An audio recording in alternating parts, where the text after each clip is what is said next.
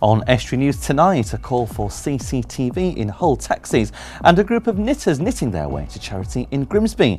And later in tonight's programme, I'll be joined by Barbara Hall with her Poppies on the Prom. Before that, World Breastfeeding Week with Kate Crouch.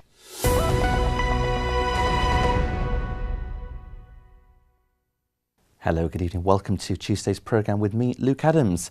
First tonight, the chairman of the Hull Hackney Carriage Association is calling for CCTV to be implemented in all taxis in the city. It comes after East Riding Council launched a pilot scheme last month where 61 taxis were fitted with small cameras. It's aimed at keeping both drivers and passengers safe, as well as protecting from any potential allegations. Hull City Council have told Estuary News that cameras are something the council is not currently considering. However, Peter Nilsson says they would benefit taxis in the city. Let's make the cars safer for the public. They know that if they're going to get in a vehicle, they're going to be covered by CCTV. That's good for the public's point of view. From a driver's point of view, it's imperative. You know, it's if attacks happen, which they do, you know, it's a job where things like this happen. Okay, it might not stop it from happening, but at least the culprit's going to be caught on camera. More importantly, there was a big case last year where a driver was falsely accused of sexual assault. He had his own CCTV in the car. If he hadn't have had that, he'd have been suspended and he'd have had to try and prove his innocence. CCTV was very, very good on that situation. It proved that he'd done nothing wrong. So for me, from a driver's point of view, I'd like to see every vehicle have CCTV in it. Police are appealing for information after a string of criminal damage was caused in Grimsby. Two men allegedly carrying baseball bats pushed their way into a house on Durban Road and threatened the occupier before leaving the property. The same men then went to a flat on Churchill Way and smashed the ground floor windows with baseball bats. Both incidents took place last Friday afternoon. Hull City have been holding an open day today. Supporters of the Tigers were invited to meet head coach Leonard Slutsky and his first team squad in an open training session. And you'll be able to hear more from the City boss in the Sports Bulletin later in tonight's programme. Hull City Council is calling on the public to help tackle the issue of littering. As part of the council's drive to combat antisocial behaviour, they're asking the public if they would support them in enforcing action against those who litter. It may include the issuing of on-the-spot fixed penalty notices. People can give their views via an online survey, hull.gov.uk/litter. It runs until the 31st of August. Now, a local woman has knitted her way to £9,000 for charity. Grimsby woman Nellie Cook took up her knitting needles and has spent the last 4 years, along with her army of knitters, raising funds for the local domestic abuse charity Women's Aid. The money raised will go towards the charity's children's support services, which doesn't receive any funding. Fred McNamara made his way to Nellie's home for a good yarn. Nellie Cook has taken her love of knitting to new heights. 4 years ago, she and her craft group embarked on a mission to raise funds for the domestic abuse charity Women's Aid. Since then, they've raised £9,000 by selling their woolly creations across North East Lincolnshire. It feels brilliant. We know that the children are going to benefit from the money we've raised, and that means everything. Well, I've always done charity work, and I decided that I wanted to support somebody local, and it was the Women's Refuge. I saw a cheque being presented in the local paper, and I thought, well, this is where I want to go and this is what I want to do. Fantastic for us as an organisation. The money that Nellie and her crafty ladies raise for us goes to support our children's services. We get no funding whatsoever for children's services. The refuge supports women who have been victims of domestic abuse and their children, and as I've just said, we get funding for the women but not for their children. So for somebody like Nellie to have this group raising that amount of money for us in a short space of time is absolutely phenomenal. That will go purely towards children's services, so that supports. We have an Ofsted registered room and we have qualified children's workers that support the children that come into refuge with us. It will enable to pay for equipment needed in that room, and whatever the children need to make their stay with us as comfortable as we possibly can. It's not just knitting and sewing for the craft stall. We've had raffles, name cards, morning coffees, afternoon teas. We had a show when we first started. It was really for Nellie's birthday, 80th birthday, where we had it at the Carlane Club. I think that raised 1,400.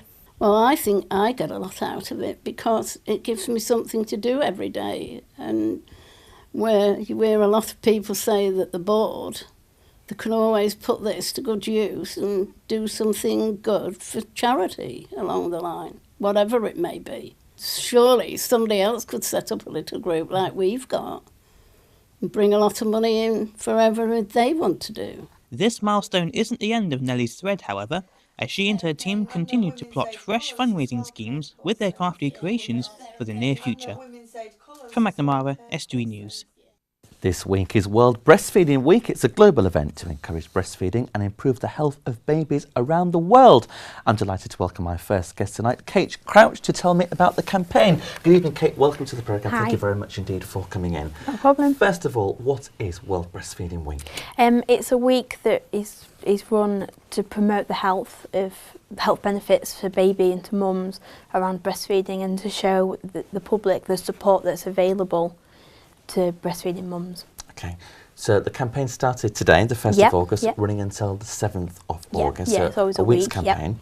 What events are happening locally? Just lots of support out there around all the children's centres, promoting breastfeeding and encouraging mums to come and ask us for any advice or if they've got any questions around breastfeeding. What's this year's theme of the World Breastfeeding Week? It's promoting breastfeeding together. Working with UNICEF and the World Health Organization, a big promotion is on responsive feeding and responsive parenting. So it's not just about breastfeeding, it's about all ways of feeding baby, but responding to the baby's needs and developing as a family. What would you say the health benefits are of breastfeeding?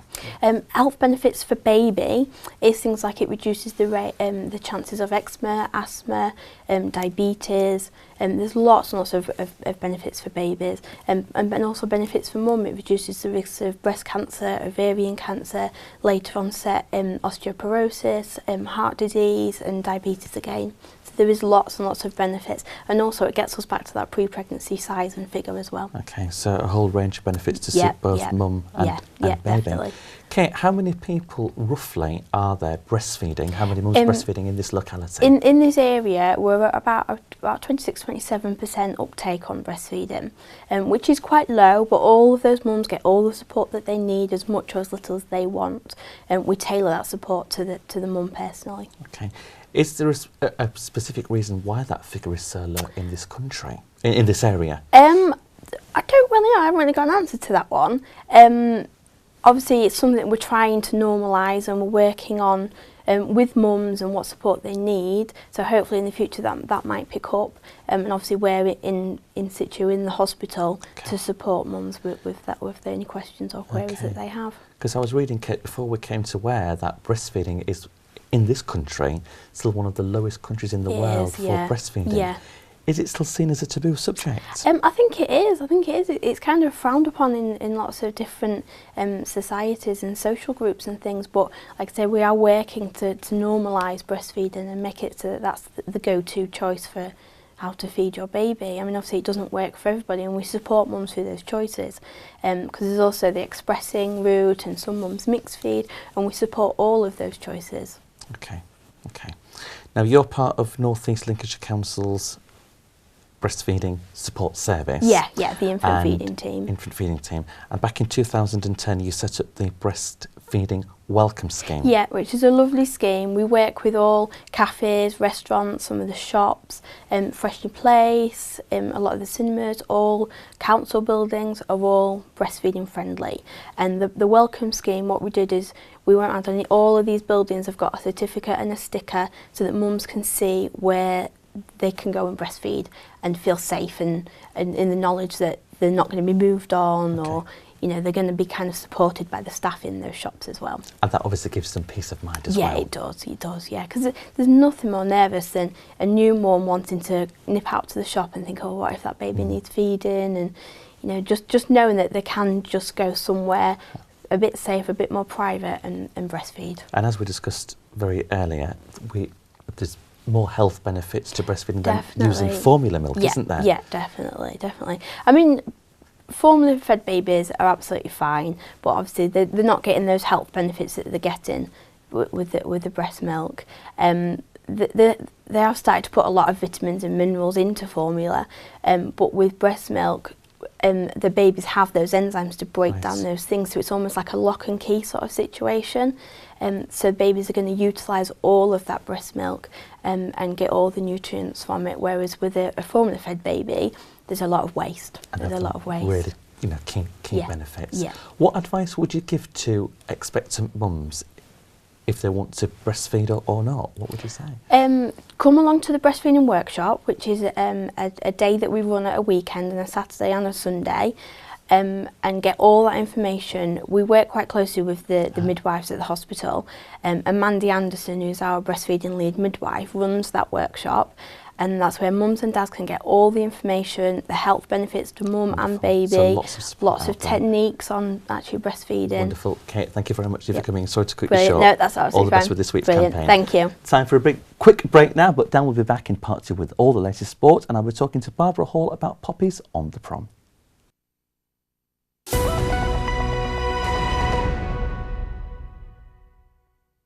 Welcome back. You're watching Estuary News. Still to come tonight, Dan brings us a roundup of all the latest sporting action, and I'll be talking to Barbara Hall about Poppies on the Prom.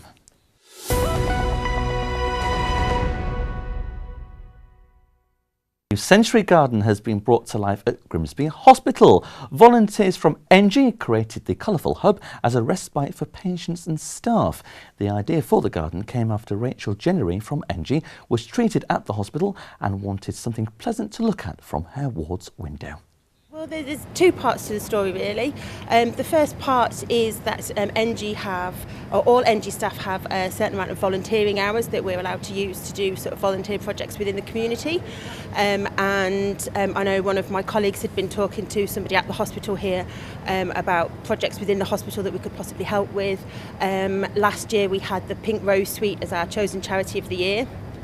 And I think it kind of stemmed from there, and there was talk of us possibly coming in to do this hospital garden project to improve it. And then the second part of the story is that I've actually been an inpatient here. I'm actually seen by the gastro team here, and spent a couple of weeks in one of the upstairs rooms up there looking out onto the garden for a couple of weeks, and just seeing it looking very overgrown, lots of weeds, not particularly pleasant. And I got talking to some of the staff and kind of saying, oh, you know, wouldn't it be great if we could do something for it? So when I went back into work, I was saying, you know, look, we've got these volunteer hours. And also it turns out that, you know, because they'd already got a plan in action, so we managed to sort of bring the two together and sort of bring it forward in the scheme of things. And we ended up doing some work, and we've got a lovely garden to show for it. It's been an incredible improvement to the garden, but yeah, the patient benefit, lots of patients have been coming out, so when you're in a ward for a few weeks at a time, you don't want to look at the same four walls or curtains if you're in a bay, so therefore they're able to come down and enjoy the sun. Also visitors as well, so if they arrive not quite at visiting time, or they arrive and during visiting time and something happens with their loved one that they're coming to visit, they can come down here and enjoy it. The NHS staff work very, very hard here, and they do come under a lot of criticism, but I have to say I think that the service I've had, particularly from the gastro team, has been absolutely amazing, and I can't praise the staff enough, to be honest with you. So it was really nice for me to kind of give something back, and I think, I mean, don't get me wrong, I mean, there was a team of 15 of us. It was definitely a team effort, and we wouldn't have been able to do the things that we wanted to do without all of the people from NG sort of coming in. There were 15 of us. It was a real team effort and it worked really well. And I think almost everybody who came had a real sense of giving something back. And I think everybody's visited here at some point. Mablethorpe will become a hub of activity later this month with the Poppies on the Prom event. It will raise money for the Royal British Legion. To tell me more, I'm delighted to welcome our second guest this evening, Barbara. Programme. Thank you very much indeed for coming in. Quite welcome. First of all, tell me about the Poppies on the Prom event. The Poppies on the Prom event came about from a group of ladies called Flanders Friends, about 6, 7 of us. And one lady had an idea of this Poppies on the Prom. And we put it on last year and it got very big, far too big for us really. We didn't realise how big it was going to be. And where the money we raised goes to the Poppy Appeal, which we're all very keen about, and because it was so big this year we have taken on the local branch's help to help us put it on, because it got so big, as I say, far bigger than we realised. I think we had about 15,000 people attended. So fantastic turnout, particularly with it being the first yes. event. Are we expecting to see similar numbers this year, Barbara? Well, we're hoping more. We're hoping more because I think it's got around how amazing the event was last year. And also we get a lot of local support and they tell friends and relatives and they all come along. So. And that's the best form of advertising. Yes, it is. Word of mouth, and it travels very quickly. Very quick. Has Mablethorpe got a big community? No, we're not a large community. We're a very close-knit community and help. This Poppies on the Prom, we've had great support from the Dunes complex. The local businesses have helped us with tombola prizes, raffle prizes. And of course, it brings a great trade in for their businesses too. So we all help each other. Okay. Now, this event is all about raising funds for the Royal British Legion's Poppy Appeal, I believe. Yes. Which takes place nationally in November. Yes, it does. So all the money you raise will help benefit that very worthy cause. Yes. How much did you raise last year? We raised just over £3,000 last year, but we found lots of ways because of the amount of people that we can raise hopefully a lot more this year. Okay. And I believe around about 36 million nationally was raised last year for the Poppy Appeal in November. Yes. So that's a staggering amount of money. Yes. How is that money actually used to support? Well, it helps those that have served, their dependents, those that are serving now, and their dependents. It buys scooters, stair lifts for elderly people. It sends the younger generation on holiday, perhaps haven't had a holiday for a long time. And there's old people's homes, and then there's the back centre where the injured go from Afghan and places like that. So I've seen it in practice, so I do know where the money does go, so it makes you more keener. Absolutely, and a subject very close to your heart. Yes. Barbara, when is the event actually taking place? It's a week on Sunday, August the 13th, opening at 11 o'clock on the seafront at Mablethorpe. Okay, fantastic. And what are some of the highlights of this year's event? Well, the highlight will be our fly past, I guess. And then we have lots of stalls, and we've got vehicles. We've got a Naffy Cafe this year. Yes, that's new. We have 40 singers, and because I believe there was there last year, wasn't there? Yes, yes. Singers? But we've got 2 that were here there last year, but we've got some new ones this year too. Okay. Yes. And the highlight for me is the sound of this World War II bake-off. Yes, that is new this year, which has taken off really, really well. Okay. They put in their cakes plus the recipe, which we're hoping to turn into a recipe book, which will make us more money for the Poppy Appeal. Have you put a recipe forward yourself? No, I'm thinking of it. Yes, I'm going to. It'll be my famous fruit tea loaf. Okay. Obviously from the war. Yes, back in the war, because it has no fat in it. Oh, excellent. Yes. Oh, that's very good. Barbara, I wish you all the best with this year's event. I hope it's a success, and I hope there's lots of sunshine. Thank you very much indeed for coming in this Tuesday evening. Thank you for having us. You're welcome. Thank you. Now here's Dan with all the sports.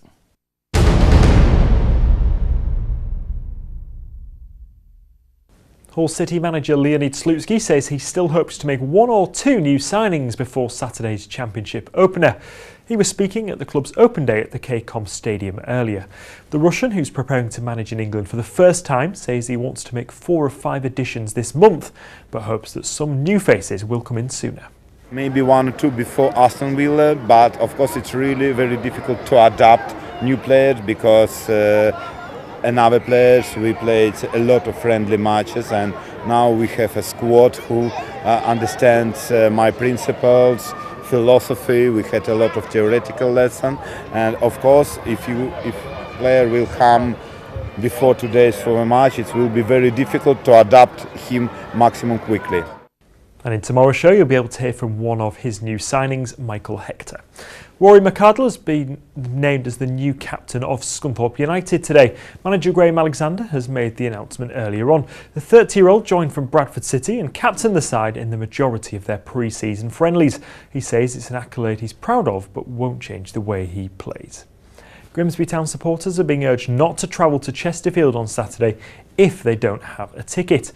The appeal has been made by Derbyshire Police ahead of over 2,500 Mariners fans making the trip for the opening game of League Two.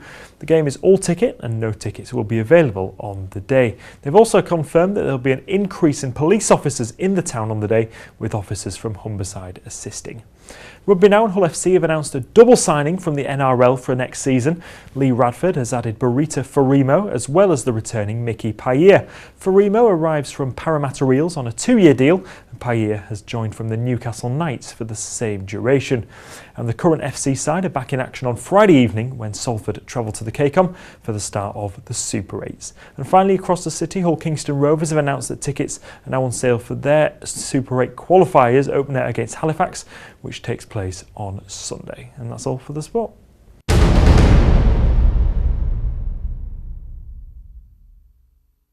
Thanks very much, Dan. That's just about it for tonight. Just a reminder, starting tomorrow, we'll be bringing you unprecedented coverage of this year's Edinburgh Festival from 5 p.m. to 6 p.m. That means a condensed news programme live at 4:45 ahead of the programme, and it's going to be great fun, I'm sure.